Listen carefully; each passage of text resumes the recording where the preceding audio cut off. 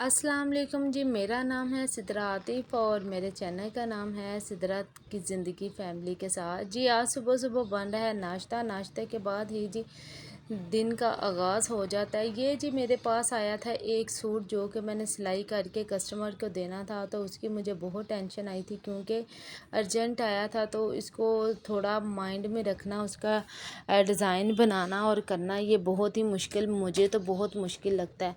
तो मैं एक जिसका ये सूट था उसको इनकार नहीं कर सकी। मैंने कहा ये आपको मैं कर दूंगी, बना दूंगी। बस जी इसकी मैंने फटाफट से कटिंग की और इसकी नीटनेस के लिए मैंने इसकी चारों तरफ जो थी 1 इंच की पट्टी वो लगाई थी।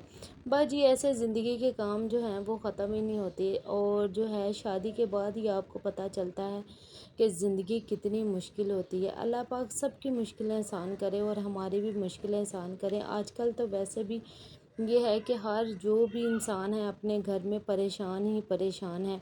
सबकी तकलीफ़ें और सबकी परेशानियां अल्लाह पाक दूर करे। बस जी ऐसे ही जो है मैं थोड़ा मेहनत का काम करती रहती हूँ। थोड़ा मेरा जो है थोड़ा गुज़र बसर भी हो जाता है और मुझे शौक़ भी है इस चीज़ का। तो मैं ना अपनी मेहनत को ज़ाया नहीं करती और मेहनत को ज़ाया नहीं करना चाहिए। आपकी जिधर हो आपको इस्तेमाल में ला कर और उसका फ़ायदा उठाना चाहिए, नकारा नहीं बनना चाहिए। और अगर आप हीला करेंगे तो वसीला बनता है। बस जी ऐसे ही मैंने कुछ जो जो कुछ मैंने सीखा है ना, बस इसी तरह से थोड़ा बहुत मैं काम करती रहती हूँ और मेरा जो है वो ख़र्चा भी हो जाता है और जो है मेरा माइंड भी इस तरफ चला जाता है। और जब इंसान बिज़ी होता है ना तो काफ़ी हद तक उसकी टेंशनें मेरे ख़्याल से तो कम हो जाती हैं। बस जी ऐसे ही करते करते मैंने तकरीबन सूट जो था वो तैयार कर लिया था। तो बस जी मुझे एक बात ही समझ आई है, वो ये है कि शादी के बाद ज़िंदगी बहुत मुश्किल होती है। माँ बाप के घर इतना सुकून होता है, किसी चीज़ की कोई टेंशन नहीं होती।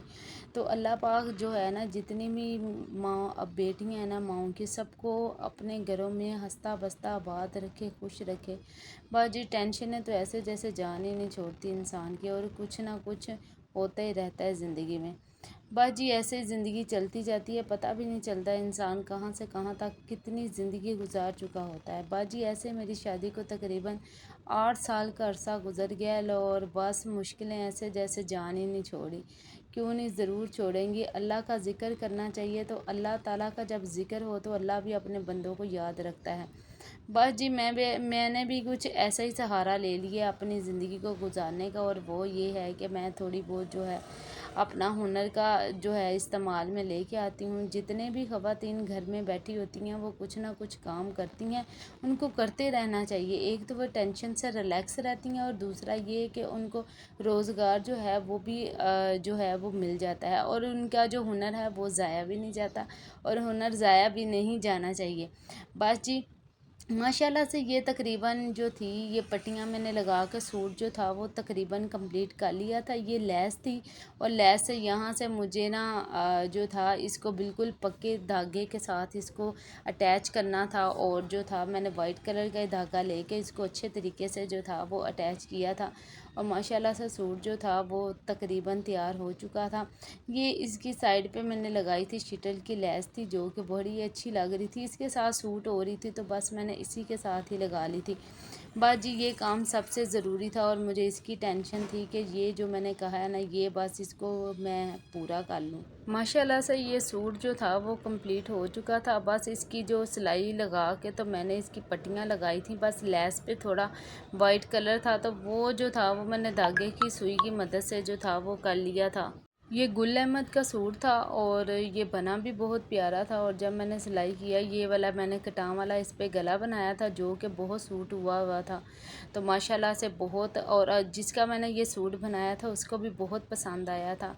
बस जी जो है अपने हुनर का ज़रूर इस्तेमाल करना चाहिए, और इसको इस्तेमाल में ला के अपने मुश्किल हालात का मुकाबला करना चाहिए, और ज़िंदगी बहुत मज़े की और बहुत आसान गुजरती है। बस जी ऐसे ज़िंदगी के दिन गुजरते जाते हैं और पता भी नहीं चलता ज़िंदगी कहाँ से कहाँ तक पहुँच जाती है। बस जी मेरे साथ भी कुछ ऐसा ही है कि मैंने ज़िंदगी के तकरीबन 8 साल जो हैं वो पूरे हो चुके हैं, और माशाल्लाह से और शुक्र अल्हम्दुलिल्लाह बहुत अच्छी ज़िंदगी गुजर रही है। और ये देखें जी बातें करते करते मैंने आपको बताना ही भूल गई थी, माशाल्लाह से सूट जो था तकरीबन तैयार हो चुका था। इसका ये जो शर्ट थी और ये बहुत अच्छी लग रही थी। बस जी चारों तरफ इसकी लगाई थी पट्टियाँ और लेस लगाई थी, उसका इस्तेमाल किया था। ये ट्राउज़र पे मैंने इस तरह इसकी जो डिज़ाइन वाली पट्टी निकाल के तकरीबन 1 इंच के फासले पे रख के तो मैंने इसका ट्राउज़र जो था वो मैंने सिलाई कर लिया था, क्योंकि मेरे पास इतना टाइम नहीं था कि मज़ीद इसकी जो थी मैं वो डिज़ाइनिंग कर लेती हूँ। जब बस जी इसको कंप्लीट करने के बाद तो मुझे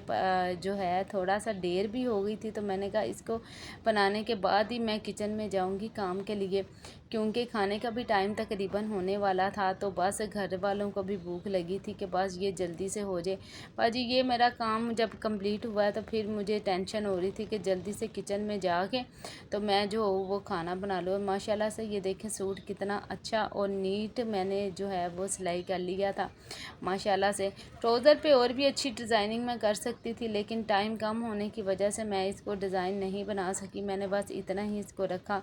बाजी ये सादा से बस छोटी सी पट्टियाँ लगा ली थी, मैं इस पर प्लेट डाल लेती तो ज़्यादा अच्छा लगना था। बाजी उस टाइम मुझे समझ नहीं आ रही थी, बस मुझे जो सही लगा ना मैंने उस लिहाज से ना ये बस जल्दी से तैयार कर लिया। और मुझे जब ये तैयार हुआ ना फिर मुझे यानी कि पता क्या टेंशन रिलैक्स हो गई कि शुक्र है कि ये जो है वो कंप्लीट हो चुका है। और माशाल्लाह से बाजी अम्मी जी ने जो थे वो बैंगन ला के रखे थे, कह रहे थे अगर बन गए तो बना लेना, अगर नहीं बनेंगे तो कोई बात नहीं, रहने देना, कुछ और खा लेंगे, बाहर से मंगवा लेंगे। बस जी ये अरवी जो है इसको अम्मी जी ने नमक लगा के रखा था, तो नमक लगा के तो इसको मैंने फ्राई करने के लिए रख दिया। और टमाटर जो थे वो अम्मी जी को पसंद नहीं होते बग़ैर छिलके वाले, तो इसकी भी स्किन निकाल के तो फिर इसको इस्तेमाल करना था।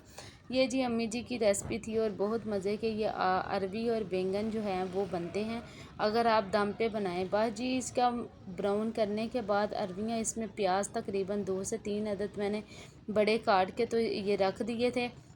अरवियाँ माशाल्लाह से ब्राउन हो चुकी थी। अरवियों को जब नमक लगाया था ना तो साइड पे कट भी लगा दिया था ताकि नमक उसके अंदर तक जज्ब हो। और ये बैंगन धो के इसको टोकरी में डाल के रखे हैं ताकि ये अच्छी तरह से खुश्क हो जाएँ।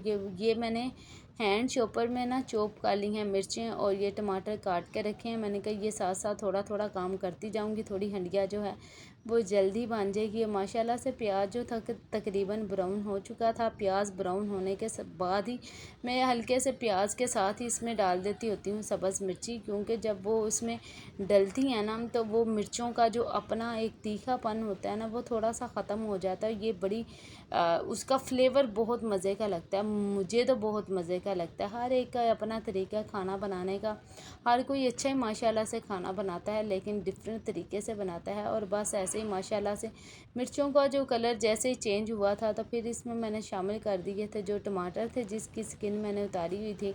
तो उतार के मैंने कहा इसका मसाला करूँगी मैं तैयार, क्योंकि मसाला तैयार होने के बाद तकरीबन आपका जो हंडिया का काम है वो ख़त्म होने वाला होता है और ख़त्म ही हो चुका होता है, मेरा ऐसा मानना है। बाजी मैंने इसमें पानी शामिल नहीं किया, टमाटर को शामिल किया और जब वो उसको थोड़ा सा हीट लगती है तो ये खुद ही सॉफ़्ट होना शुरू हो जाते हैं। बस जी टमाटर हल्के से सॉफ़्ट हो रहे थे, मैंने कहा साथ ही इसमें कुटी हुई मिर्च और लाल मिर्च पाउडर और ये जो थी नमक और हल्दी ये इसमें मैंने डाल के इसकी खूब अच्छे तरीके से मैंने की थी बुनाई। मैंने कहा मसाला अच्छे तरीके से भूंजेगा ना तो फिर इसमें डालूँगी सब्ज़ी, और ये थोड़ा सा मैंने पानी शामिल कर दिया था ताकि मसाला जो है वो मैश हो जाए। बस जी आजकल के टमाटर ऐसे मार्केट में आए हैं ना जैसे हम लोग बदल गए हैं ना, अल्लाह पाक ने हमें दी हुई नेमतें जो हैं वो भी बदला दी हैं। टमाटर जो है वो गलने का नाम ही नहीं लेते। बस जी उसको मैंने थोड़ा सा पानी डाल के और देचकी को मैंने रख दिया था ताकि टमाटर जो हैं अच्छे तरीके से गल जाए और मसाला एक जैसा सा मैश हो जाए। ये जो बैंगन है इसको काट के एकदम से नहीं रखा था क्योंकि ये ब्लैक हो जाते हैं, और पानी में भी नहीं रख सकती क्योंकि अगर पानी में रखा तो ये पानी के भर जाते हैं तो फिर हंडिया ये जब मैं सब मसाले में डालूँगी तो ये पानी ज़्यादा छोड़ जाएंगे तो ज़ाहिर सी बात है वो पानी हो जाएंगे तो अच्छे नहीं लगेंगे। इसलिए मैंने इसको साबुत ही वॉश किया था। वॉश करने के बाद इसको मैंने तकरीबन 15 से 20 मिनट इसको ड्राई होने दिया, या फिर आप एक कपड़े की मदद से इसको खुश्क कर लें। बस जी ऐसे लंबे लंबे थोड़े से बारीक बारीक से काट के रखने हैं बैंगन, क्योंकि इसको दम बनाना है दम पे, इस वजह से इसको मैं बड़े बड़े नहीं काट रही माशाल्लाह से ये। और एक तरफ हो रही थी वो मसाला जो था वो गल रहा था, दूसरी तरफ मैंने ये जो बैंगन थे इसको मैंने काटने शुरू किए। सारे काट के नहीं रखे थे क्योंकि ये ब्लैक हो जाने थे। जैसे ही ये मैं काटती जाऊंगी तो उसमें मैं डालती जाऊंगी हंडिया में। और ये देखिए माशाल्लाह से इस तरीके से मैंने इसको काटे। इसको गोल भी काट दे होंगे लेकिन मैं इसी तरीके से ही बनाती हूँ, और माशाल्लाह से अम्मी जी भी इसी तरीके से बनाते हैं। बाजी ये मसाला जो था कुछ इस तरह से था, तो मैंने क्या किया, ये डोई जो थी गोल सी होती है, ये किचन की जान होती है और इससे मसाला बहुत अच्छे से मैश हो जाता है। मैंने थोड़ा सा पानी डाल के अच्छे तरीके से इसको लगाया था गोटा मसाले को, और माशाल्लाह से ये देखें कैसे एक जैसा बिल्कुल ये हो गया। बाजी ऐसे मसाला जब अच्छी तरीके से भुन जाए, इसमें मैंने डाल दिए थे जो थे बैंगन, और कुछ बैंगन मैंने काट लिए थे, कुछ अभी काटने थे, ये साथ में डालती जा रही थी।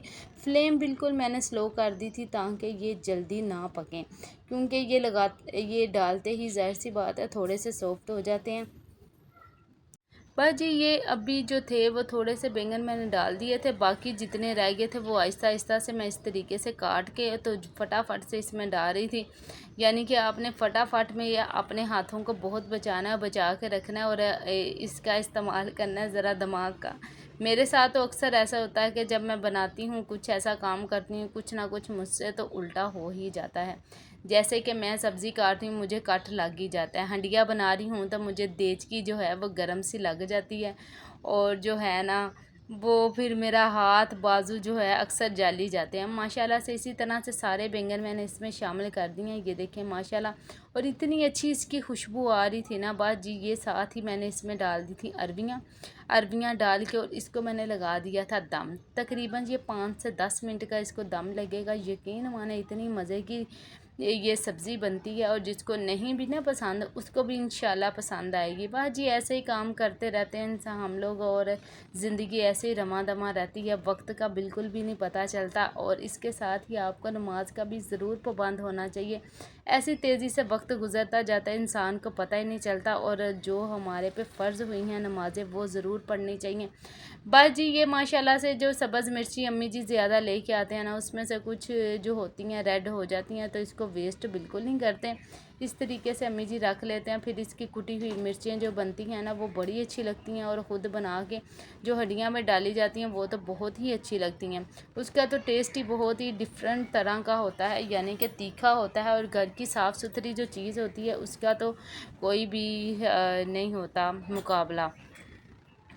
पर जी ये आया था चक्की से आटा, और अम्मी जी के लिए चक्की का आटा इस्तेमाल किया जाता है। हम थोड़ा वाइट कलर का आटा इस्तेमाल करते हैं, लेकिन मैंने क्या किया, अम्मी जी ने मुझे कहा था थोड़ा सा चक्की का आटा थोड़ा रेड है तो वो इतना खाया नहीं जाता, इसमें थोड़ा सा मैदा जो टाइप का आटा होता है वो मिक्स करके तो तुमने इसको गूँदना है। मैंने कहा ये काम भी जल्दी से मैं कर लूँ, क्योंकि हंडिया तकरीबन मेरी दम पे आ चुकी थी। अब बनाने वाली थी रोटियाँ। भूख तो सबको बहुत लग चुकी थी, शाम का टाइम हो चुका, तकरीबन रात के 9 बजने वाले थे। 9 बजे तक तो सारे खाना खा लेते हैं। अम्मी शुगर के पेशेंट है तो उनको जल्दी खाना खाना होता है, और आटा भी बड़े एहतियात से गूंदना पड़ता है, क्योंकि गर्मी है तो आपका फ्रिज में भी आटा ख़राब हो जाता है। बस जी मैंने थोड़ा सा गर्म और थोड़ा सा ठंडा पानी का इस्तेमाल किया। अम्मी जी ने मुझे ऐसे ही कहा था कि थोड़ा सा ठंडा पानी लेके फिर इसका आटा गूंदना, क्योंकि ठंडे पानी से आटा गूंदा हुआ जल्दी ख़राब नहीं होता। माशाल्लाह से इधर मैंने आटा भी गूंद लिया था, और बैंगन माशाल्लाह से आप देखें कितने ज़बरदस्त से जो थे वो तैयार हो रहे थे। इसने घी बिल्कुल छोड़ दिया था। अगर आप घर में रोटी बना के खाते हैं देसी घी लगा के तो वो भी बहुत मज़े की लगती है, और अगर आप बाज़ार से मंगवा के खाते हैं जो तंदूर की रोटियां होती हैं वो भी जो है बड़ी अच्छी लगती हैं। बस जी जब शादी से पहले मैं आटा गूंदा करती थी मुझे बड़ी डांट पड़ती थी अम्मी जी से, इसको ऐसे नहीं ऐसे गूंदना, इस तरीके से। जो सलीकामंद वालदा होती है उसकी बच्चियाँ भी सलीकेमंद होती हैं। अब तो पता नहीं, अब तो काम कर कर के इतने एक्सपर्ट हो गए हैं कि बिल्कुल ही जो पता भी नहीं चलता। माशाल्लाह से ये देखिए मैंने कितना अच्छा आटा गूंदा है। बाज़ का तो मुझे खुद भी नहीं यकीन होता कि मैंने इतना अच्छा काम कर लेती हूँ। शादी से पहले तो बिल्कुल ही बंदा यानी कि इतने सलीके से काम नहीं होता, और बिल्कुल इग्नोर कर देते हैं, अच्छा कर लेंगे अम्मी नहीं, और बाद में फिर पता चलता है और बड़ा अच्छा होता है काम।